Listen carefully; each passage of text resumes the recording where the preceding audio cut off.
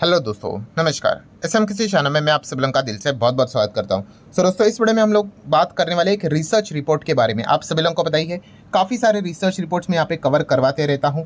And इसके पहले भी अगर मैं बात करूँ, बहुत सालों पहले, मतलब लगभग अभी 4 साल से भी ज़्यादा हो चुके होंगे, एक ऐसी रिसर्च रिपोर्ट मैंने कवर यहाँ पे की थी एफएमसीजी सेक्टर की ओर, FMCG sector and retail sector से रिलेटेड। ठीक है, तो उसके ऊपर भी थोड़ा सा 1-2 मिनट यहाँ पे बात करना चाहूँगा। एंड फिर उसके बाद हम लोग यहाँ पे जो इलेक्ट्रिक व्हीकल से रिलेटेड एक रिसर्च रिपोर्ट हम लोग को देखने को मिल रही है, उसके ऊपर भी हम लोग ज़रूर जाएंगे। मतलब बताने का मेरा कंक्लूजन क्या रहता है हमेशा, कि इस प्रकार के जो रिसर्च रिपोर्ट होते हैं उनको हमेशा हम लोगों ने स्टडी करना यहाँ पे होता है। कोई रट्टा नहीं मारना है भाई, स्कूल में कोई एग्जाम नहीं देना है, कॉलेज में कोई एग्जाम नहीं देना है, बट हमें पता होना चाहिए कि एग्जैक्टली क्या चल रहा है करके। अलग अलग सेक्टर से रिलेटेड ये इस प्रकार की रिसर्च रिपोर्ट्स हम लोग को देखने को मिल जाती है। जैसे कि मैंने आप लोगों को बताया कि FMCG sector and retail sector से रिलेटेड एक रिसर्च रिपोर्ट मैंने आप लोगों को बताई थी। कौन सी?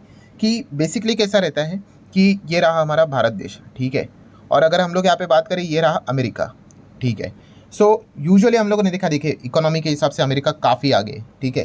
एंड अगर वहाँ पे जो चीज़ें हम लोग को बिजनेस वाइज होती हुई देखने को मिल जाती है, वो लेटर ऑन हमारे देश में बाद में काफ़ी समय के बाद यहाँ पे आ जाती है। सो वैसे एक चीज़ हम लोगों ने यहाँ पे ऑब्जर्व की थी। कौन सी? कि अमेरिका में अगर हम लोग यहाँ पे देखें तो एफएमसीजी वाली जो कंपनियाँ थी, ठीक है, वो धीमे धीमे करके, मतलब बोलते हैं ना, उनकी जो ग्रोथ थी, ठीक है, ग्रोथ तो रहती थी, बट जो उनका एबनॉर्मल ग्रोथ जो देखने को मिलती थी, सुपर एबनॉर्मल ग्रोथ या फिर एक्सपोनेंशियल ग्रोथ, वो हम लोग को हटते हुए देखने को यहाँ पे मिल रही थी।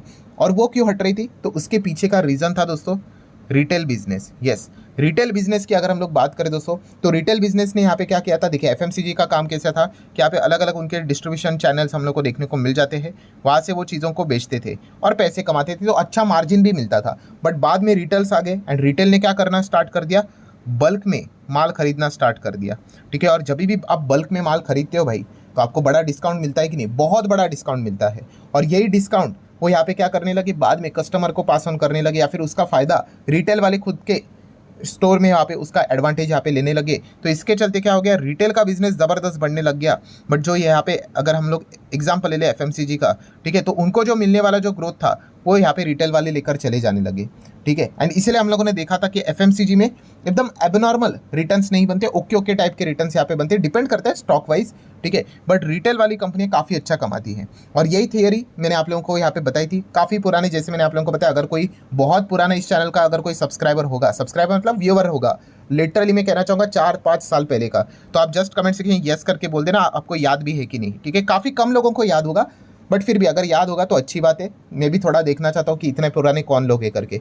सो जैसे कि आपको बताया था, इस चीज़ के चलते क्या हो गया, रिटेल कंपनीज ने काफ़ी अच्छा किया हमारे देश में। आप देख सकते हैं डीमार्ट ने काफ़ी अच्छा किया। अभी रिलायंस रिटेल तो हमारे इधर लिस्टेड तो नहीं है, बट वो भी ज़बरदस्त कंपनी यहाँ पे काम यहाँ पे कर रही है। और जितने भी रिटेल वाले प्लेयर्स है आगे बढ़ते हुए देखने को मिले। ट्रेंट ने अच्छा परफॉर्मेंस किया है। और मतलब क्या है कि ये जो बाकी के प्लेयर्स हम लोग को देखने को मिलते थे, एफएमसीजी, मतलब ये जस्ट मैंने एक एग्जाम्पल दिया, बाकी के भी और भी जो बिजनेसेस देखने को मिल जाते हैं, उनका बिजनेस रिटेल ने यहाँ पे खा लिया। सो बताने का मकसद क्या है दोस्तों, इस प्रकार की रिसर्च रिपोर्ट पढ़कर हमें ये पता चल जाता है कि अमेरिका में पहला क्या हो रहा है और बाद में वो हमारे देश में क्या होने के चांसेस है करके, ठीक है। और एक ऐसी रिसर्च रिपोर्ट वाली खबर हमारे सामने आते हुए देखने को यहाँ पे मिल रही है, वो है दोस्तों, जैसे कि आपको बताया अमेरिका में ये चीज़ें हम लोग को देखने को मिल रही है, वो डेफिनेटली ये चीज़ हमारे इधर भी बाद में देखने को यहाँ पे मिल सकती है। एंड वो है दोस्तों इलेक्ट्रिक व्हीकल से रिलेटेड। तो इलेक्ट्रिक व्हीकल आप सभी लोगों को पता ही है, फ्यूचर ओरिएंटेड बिजनेस है, काफ़ी ज़बरदस्त इसकी डिमांड भी देखने को यहाँ पे मिल रही है। बट एक प्रॉब्लम क्रिएट होते हुए देखने को मिल रहा है, जो कि अमेरिका में अभी एक रिपोर्ट यहाँ पे पब्लिश हुई है, उससे यहाँ पे पता चल रहा है कि काफ़ी सारे लोग इलेक्ट्रिक व्हीकल के ऊपर तो यहाँ पे जा रहे थे, बट अभी वो वापस हम लोगों को यहाँ पे मुड़कर वो गैस वाला, जो गैस मतलब वही पेट्रोल डीजल की अगर हम लोग बात करें, फॉसिल फ्यूल की बात करें, गैसोलीन की बात करें, वहाँ पे कम बैक करते हुए देखने को यहाँ पे मिल रहे हैं। अभी आप बोलोगे ऐसा क्यों? इसके पीछे का रीज़न है दोस्तों, इलेक्ट्रिक व्हीकल में कोई दिक्कत नहीं है, गाड़ियाँ मस्त चल रही है, बट प्रॉब्लम है दोस्तों जो इनकन्वीनियंस लोगों को यहाँ पे हो रहा है। किस चीज़ के चलते? Lack of electric vehicle charging infrastructure, ठीक है। मतलब गाड़ी तो है बट चार्जिंग इंफ्रास्ट्रक्चर ही नहीं है। मानकर चलिए आप भाई गाड़ी को किधर अगर लेकर चले गए, ठीक है, एंड वहाँ पे अगर इलेक्ट्रिक व्हीकल चार्जिंग स्टेशन ही नहीं होगा, तो फिर आप चार्ज कैसे करोगे? प्लस बहुत सारी सुविधाएं जितनी हम लोग को पेट्रोल डीजल की गाड़ी के हिसाब से हर गली में, हर सड़क पर आप लोगों को यहाँ पे क्या देखने को मिल जाता है, गैरेज देखने को मिल जाता है, मैकेनिक्स मिल जाते हैं, ठीक है। वो इलेक्ट्रिक व्हीकल से रिलेटेड चीज़ें काफ़ी कम है, ठीक है। तो गाड़ी तो यहाँ पे हो जाती है, मिल भी जाती है, सस्ती भी मिल जाती है as compare to the petrol diesel gasoline, but उसके बाद काफ़ी ज़्यादा दिक्कतें यहाँ पे देखने को मिल रही है। ये पॉइंट मैं अपने साइड से यहाँ पे सामने नहीं रख रहा हूँ, जो मैकेंजी की ये रिपोर्ट हम लोग को देखने को मिली है उससे ये पता चल रहा है। जो आप देख सकते हैं ये अमेरिका का डेटा देखने को यहाँ पे मिल रहा है कि electric vehicle charging is so bleak in the America US that 46% of owner are considering going back to gas power car. जो इलेक्ट्रिक व्हीकल लिए थे, मतलब आप कह सकते हैं लिटरली 50% वापस जाने का बात कर रहे हैं कि नहीं चाहिए भाई ईवी, हम लोग वापस गैस की ओर यहाँ पे मुड़ेंगे। क्यों? क्योंकि गाड़ी खराब नहीं है। यहाँ पे चार्जिंग स्टेशन की अगर हम लोग बात करें, इंफ्रास्ट्रक्चर की बात करें, वो काफ़ी हम लोग को कम देखने को मिल रहा है। आप देख सकते हैं ईवी चार्जिंग से रिलेटेड काफ़ी बैड एक्सपीरियंस हम लोग को देखने को यहाँ पे मिल रहा है कि लोग वापस फॉसिल फ्यूल की ओर बढ़ते हुए देखने को यहाँ पे मिल रहे हैं। सो ये जो प्रॉब्लम है लैक ऑफ चार्जिंग इंफ्रास्ट्रक्चर, ठीक है, ये सबसे बड़ा बैरियर अभी बन चुका है इलेक्ट्रिक व्हीकल बायर्स के लिए और इंडस्ट्री के लिए। तो सरकार ने डेफिनेटली इस चीज़ के ऊपर यहाँ पे फोकस यहाँ पे रखना चाहिए। ठीक है, हमारे इधर भी अगर मैं बात करूँ तो जैसे मैंने कहा कि ये अभी तक चीज़ें मैंने ऑब्जर्व की है कि जो अमेरिका में चीज़ें होती ना वो धीमे धीमे बाद में इंडिया की ओर भी शिफ्ट होते हुए देखने को यहाँ पे मिल जाती है। तो काफ़ी सारे इलेक्ट्रिक व्हीकल के जो बायर्स यहाँ पे रहेंगे वो इन चीज़ों को बाद में यहाँ पे फेस करते हुए देखने को यहाँ पे मिल सकते हैं। एंड इस चीज़ के चलते अगर जल्द से जल्द इसके ऊपर काम अगर नहीं किया गया तो इलेक्ट्रिक व्हीकल जो कि एक बहुत अच्छा ग्रोइंग सेक्टर देखने को मिले, जिसको सरकार भी प्रमोट कर रही है अच्छी तरीके से, वहाँ पे हम लोग को उसका जो रफ्तार है वो कम होते हुए देखने को यहाँ पे मिल सकता है। सो डेफिनेटली दोस्तों आप चाहो तो इस रिपोर्ट को यहाँ पे स्टडी कर सकते हो। ऑलरेडी मैंने सारी चीज़ें आसान भाषा में हिंदी में समझा के रखी हुई है, जैसे कि आप देख सकते हैं मैकेंजी की ये रिपोर्ट हम लोग को देखने को यहाँ पे मिल रही है। सो बाकी की अगर हम लोग बात करें, देखिए बार बार यही चीज़ें कि lack of electric vehicle charging infrastructure, इसी चीज़ के चलते प्रॉब्लम यहाँ पे हो रही है।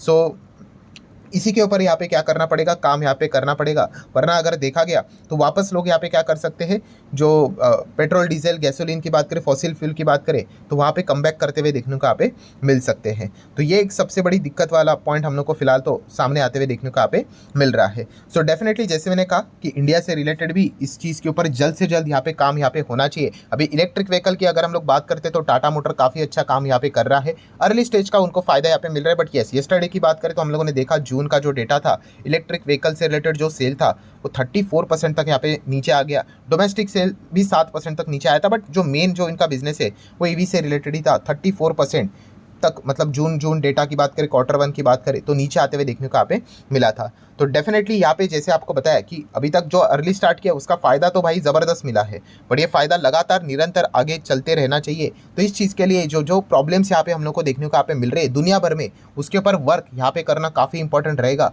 तो इस चीज़ के ऊपर फोकस रहना चाहिए कि भाई electric vehicle charging infrastructure build करने के लिए सरकार कितना फोकस यहाँ पे रख रहा है। ठीक है, ये सबसे इंपॉर्टेंट यहाँ पे चीज़ है और इसी को यहाँ पे हम लोगों ने क्या करना है, ज़्यादा से ज़्यादा फोकस में रखना है। In fact electric vehicle charging infrastructure भी, ये भी एक फ्यूचर ओरिएंटेड बिजनेस है। जैसे मैंने आपको बताया कि एक फ्यूचर ओरिएंटेड बिजनेस कई फ्यूचर ओरिएंटेड बिजनेसेस को क्या करता है, जन्म देता है। ठीक है, अगर आप ईवी गाड़ी बनाओगे तो ईवी गाड़ी से रिलेटेड आपको चार्जिंग इंफ्रास्ट्रक्चर भी चाहिए।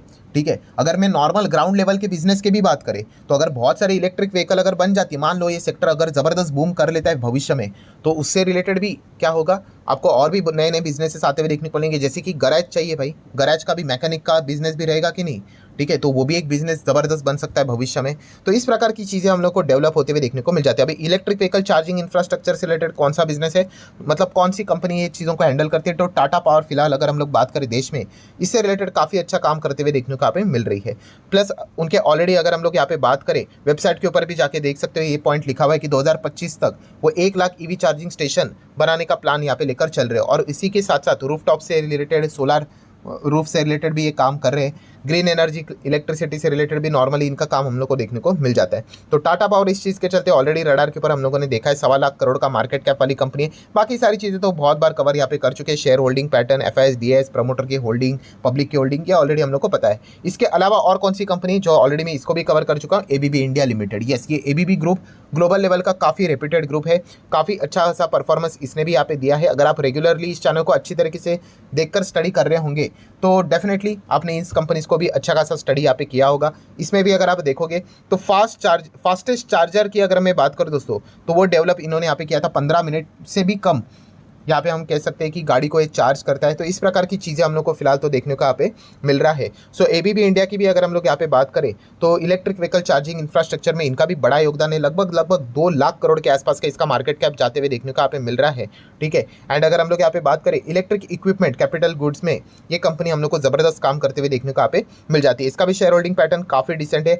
पीडीएफ के पास ही ज़्यादा शेयर देखने को यहाँ पे मिल रहे हैं, पब्लिक के पास ज़्यादा शेयर यहाँ पे है ही नहीं। सो कुल मिला के स्टोरी दोस्तों यही बनती है। इलेक्ट्रिक व्हीकल ये जो सेक्टर है तो बहुत बढ़िया, बट यस फिलहाल तो अगर देखा गया इसके ऊपर वर्क करना इंपॉर्टेंट है, ठीक है। वर्क करना मतलब क्या कि आपको इंफ्रास्ट्रक्चर बिल्ड यहाँ पे करना पड़ेगा। काफ़ी सारे लोगों का मतलब जो मैकेंजी की रिपोर्ट है वो लंबी रिपोर्ट है, मैंने तो जस्ट आप लोगों को ऊपर ऊपर का टाइटल यहाँ पे बता दिया, ठीक है। पूरा वीडियो मतलब रिपोर्ट कवर करने जाए तो आधा घंटे का रिपोर्ट बनेगा, यहाँ पे लोग 10 मिनट में ही हार मान लेते हैं। उसमें बहुत सारी चीज़ें उन्होंने बताई है कि कैसे लोग गाड़ी लेकर जाते हैं किधर भी शॉपिंग मॉल, और वहाँ पे अगर लेकर जाते हैं तो देखना पड़ता है उनको कि चार्जिंग इंफ्रास्ट्रक्चर नहीं है, अगर है तो काफ़ी लिमिटेड है। तो काफ़ी सारे इस प्रकार की दिक्कतों का सामना करना यहाँ पे पड़ रहा है। प्लस बहुत सारे रेसिडेंशियल एरियाज़ की भी अगर हम लोग बात करें तो वहाँ पे भी चार्जिंग इंफ्रास्ट्रक्चर की सुविधाएं रहनी चाहिए, ठीक है। पार्किंग स्लॉट में चार्जिंग इलेक्ट्रिक व्हीकल से रिलेटेड सुविधाएं रहनी चाहिए, वो अभी भी हम लोग को काफ़ी कम देखने को यहाँ पे मिल रही है। और ये यूएस में होते हुए देखने को मिल रहा है, तो ये हर जगह पे हम लोग को होते हुए देखने को यहाँ पे मिल जाएगा। तो ये शॉर्ट टर्म वाली दिक्कत हम लोग को जरूर देखने को यहाँ पे